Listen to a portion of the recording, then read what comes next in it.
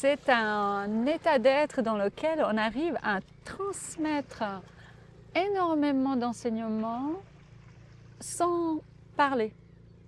C'est-à-dire que j'accompagne les personnes dans cette entrée dans le silence. On rentre dans le silence comme on rentrerait dans un temple. Et dans ce temple, je les accompagne vers une écoute de soi, une écoute de ce qui est là. Avec quelques méditations guidées, mais beaucoup de silence. Et bien évidemment, quand la personne elle est en silence et quand elle est dans cet état, on voit tout. Elle nous parle. Et j'accompagne ces personnes vraiment, c'est personnalisé, c'est individuel.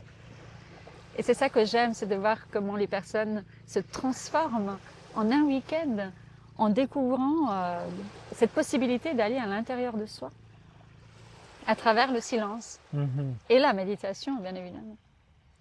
Moi, ça me plaît évidemment énormément ce que tu partages, notamment parce qu'il y a une pensée qui est pas de moi, bien évidemment, qui dit que tout est issu du rien et tout reviendra au rien.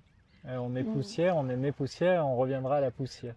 Et il y a cette idée aussi de peut-être de communion qui se passe dans le silence où on n'est pas en train d'interagir au sens mental du terme, c'est-à-dire qu'il n'y a pas de sons qui sont produits pour avoir une relation à l'autre dans ces moments-là, mais ce qui est prégnant, ce dont tu parles, c'est qu'on voit et on peut lire l'autre.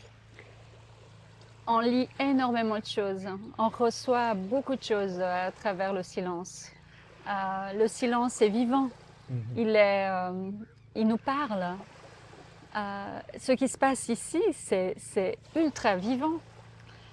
Et au moment où on se connecte à soi, c'est de ce moment de se connecter, en fait, je trouve pas que c'est un bon mot, je trouve que c'est plutôt de se relier, c'est plutôt un lien, ouais, de connexion, bien évidemment, mais c'est de se rappeler, voilà, comme si on se rappelle quand on était enfant. On sait que cet enfant, il a toujours existé, il est là, elle est là, la petite Mélissa, elle est toujours là avec moi. Il suffit juste que je ferme les yeux et je la vois. C'est la même chose avec le silence et notre corps, où on arrive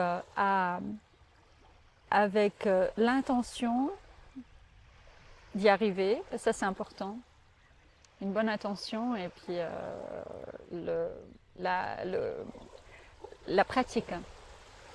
La pratique est très importante. La pratique du silence,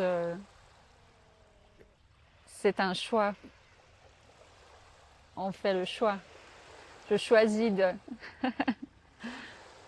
Moi, j'ai une question parce que, alors moi, je fais aussi des ateliers en entreprise qui sont basés sur la pleine conscience. Et moi, il y a souvent cette question des participants et qui, après peut-être 3 heures, viennent me voir et me disent, pour certains d'entre eux, mais ce que tu dis, c'est bien, on l'a vécu, c'est magnifique, mais moi, je sais que tout seul, j'y arriverai pas.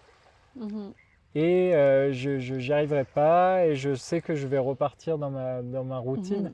Comment, selon toi, se crée ce mouvement sur le long terme qui permet de s'inscrire dans la durée